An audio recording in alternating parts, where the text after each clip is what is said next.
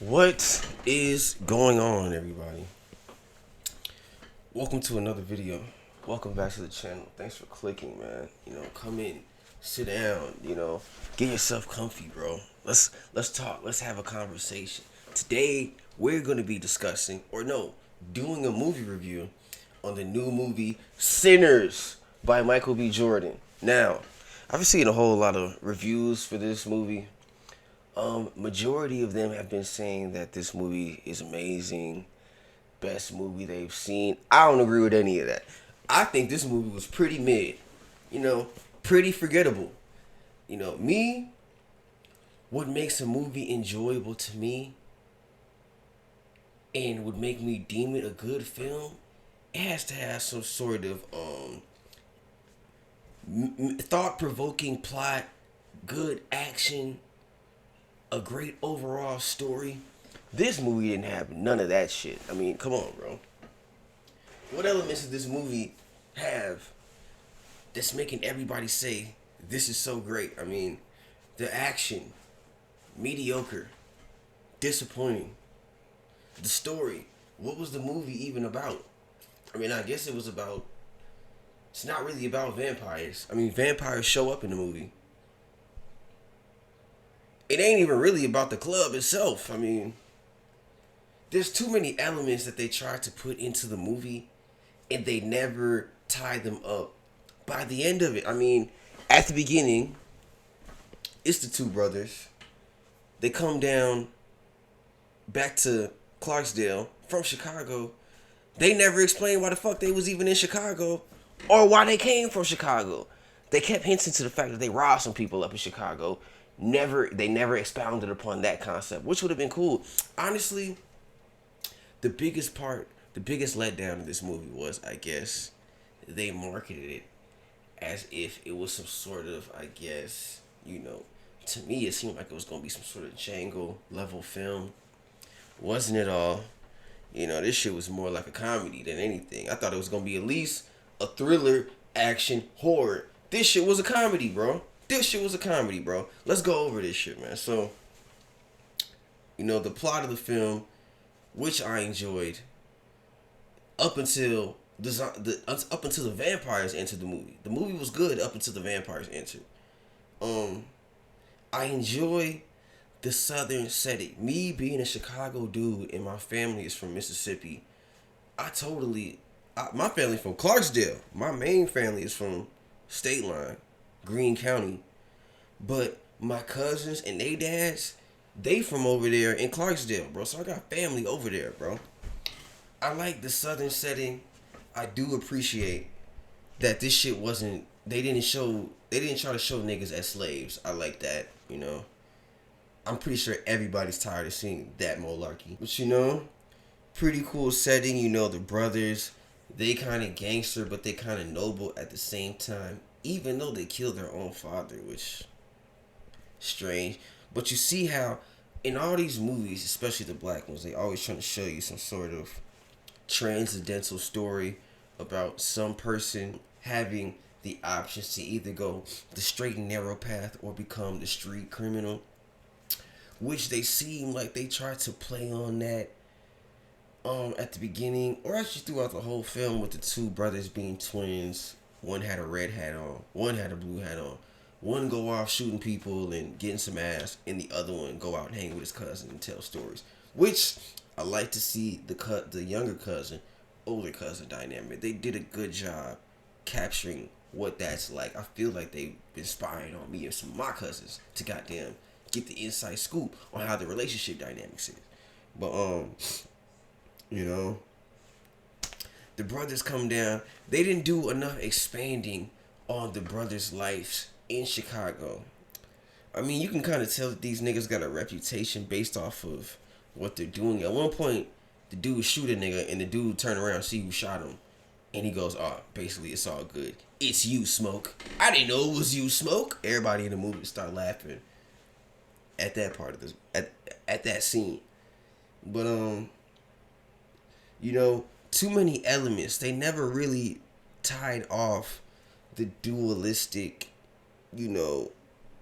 story showing the two different life paths between the brothers. Like, one of the brothers, instead of shooting people in town, he goes off and sees this girl who is like the local hoodoo lady, and they have a scene where she blesses him in his mojo bag and does some root work on him, which is cool that they're showing stuff like this in films.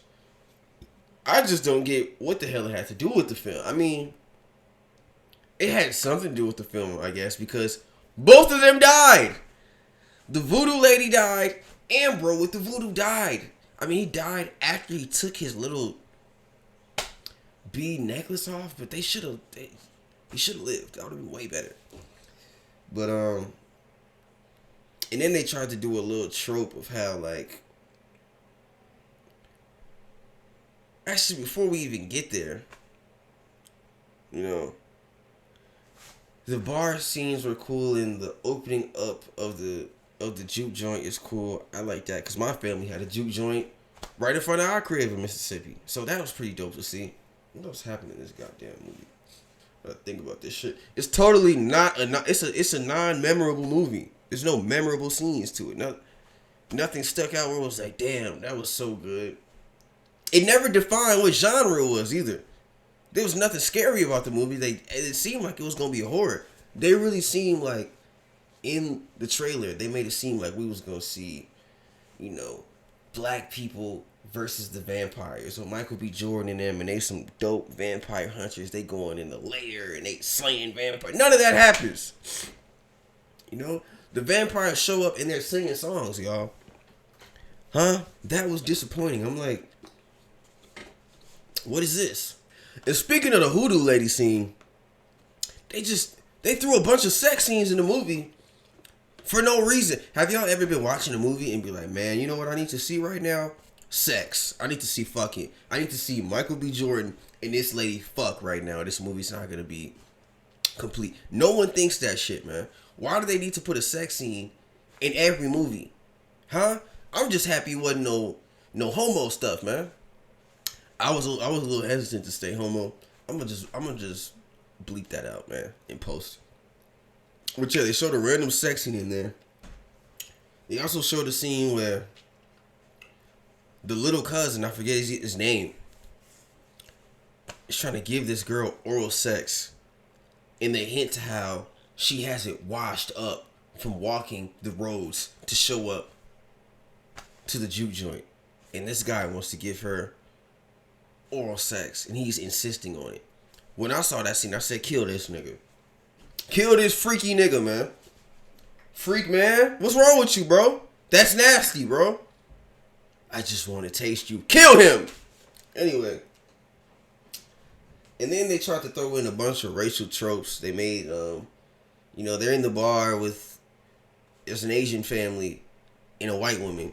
And both of these people are the reasons why the vampires end up getting inside of the bar. Initially, the white girl, who you thought was going to have more of like a prominent role in the movie, she goes out and gets bit by the vampires first, and then comes in and, spoiler alert by the way, comes in, has a sex scene with Michael B. Jordan, and then bites him as the vampire. And once she's biting him and killing him, one of the brother walks in, sees what's going on, pulls out his pistols and shoots this lady like 15 times. She gets up and they just let her, she gets up, runs outside. They just end the party. They don't go, hey y'all, I just shot this whole 50 times. She got up and ran outside. I wouldn't fucking go out there if I was y'all, bro. It's something strange going on. No. They don't say shit, and everybody that goes outside becomes a vampire. Make it make sense, Sway. Make it make sense, Sway. Y'all weren't gonna give nobody the breakdown as to what's going on in here? Y'all just heard 50 million gunshots and just, y'all cool with that? I would have went home too, but damn, nigga. Y'all could have told us a crazy vampire hoe outside. You know? And they was real calm after the fact that they figured out it was vampires and all that, bro. Like, and another thing about how too many elements in the movie that they never tied in. In the beginning, they had a bunch of fake $5 Indians chasing down this vampire, right? They make it seem as if they got to get back to the crib because this vampire is just oh so powerful and he can kill us. Just for the Indians to never show up in the movie ever again. They made it seem like they was gonna come in as a Deus Ex Machina and save the characters and the cast. That shit didn't happen at all. They was in the movie for 2 minutes and we never saw them again. Then it came to the damn. They have a bunch of spiritual tropes that don't seem like they even belonged in the movie. They got a scene where bro is playing the guitar and they're explaining how the guitar is able to open up portals between the realms of the ancestors and bring people through. So they were showing him in their settings, which is like the late 1800s, early 1900s, I think. And they're showing him playing music, and they're having different people from different areas show up playing music at the same time as him. I guess trying to show the connection and the correlation of all these genres of music through these different time zones and how, you know, they're all influenced by each other in an ancestral way. Which was kind of a cool scene. The shit had nothing to do with the movie though. It would have been rawer in another movie. Now I get it. They was trying to say that's why the Irish vampire wanted to kill. That they wanted bro to become part of the vampire horde. It just didn't fit the movie. I'm sorry, y'all. That would have been better in some other movie. And, you know, they just did that to try to say black people's ancestors is African. Come on, y'all. We passed that shit, man. It's 2025. Who believes that at this point? Nobody. The end fight scene between the vampires and the humans was fucking stupid. Why am I watching people fight vampires hand-to-hand combat and they stand in the chance? It's not making no sense. Delta Slim, which is like a damn 65, 70-year-old drunk, is fighting the vampires with a wooden stake with one hand. And then that nigga killed himself for no reason. He just go, hey, y'all run upstairs. I'ma hold him off. He just kills himself. He has a fake standoff against the vampires. He pokes at him a little bit. And they just kill his ass. He could have ran upstairs and fought for a little bit longer. But I guess he was tired of being in a fucking bad movie. So, you know, he said, it's better to just die now. The ending death scene to the boss vampire is so anticlimactic. You would have thought it was like some crazy action scene. No, Michael B. Jordan sneaks up behind him, stabs him, and then the sun comes up. Stupid shit. And then the end scene where Michael B. Jordan kills the white people. Why did that even happen? Huh? Am I supposed to feel like, yeah, get him? No. You guys didn't do a good enough job of building up the white man as a villain for me to feel any satisfaction seeing him get killed. Just showing me Michael B. Jordan killing some white dudes. I guess there's a clan that's supposed to make me feel better. People would have much rather enjoyed seeing him having some sort of grand showdown with a bunch of vampires, bro. Real talk. That's what I thought was gonna happen. They showed a part in the trailer where Michael Jordan just ripping with the Tommy gun. He killing some random white dudes in that scene, man. Stupid movie. When that happened, I got up and left. I was like, yeah, don't nobody got time for this shit. Everybody talking about how this is a great movie. What part was great? The story wasn't great. Filmography wasn't great. Cinematography wasn't great. Action wasn't great. Now, Michael B. Jordan did do a good job playing two different characters. You know, I never felt like I was watching Michael B. Jordan be the same guy. The two dudes felt indiscriminate of each other or independent of each other. You know, he did a good job of that. I'll give him that. And I'll give him that, you know, they did a good job creating like a southern vibe, I think. Not really. Overall, dude, this movie was like a 4 out of 10. Forgettable. That was a forgettable movie. They did a money grab. Black people say any movie made by other black people is amazing, which is good. Stay on code, but we gotta be honest. The shit wasn't that good.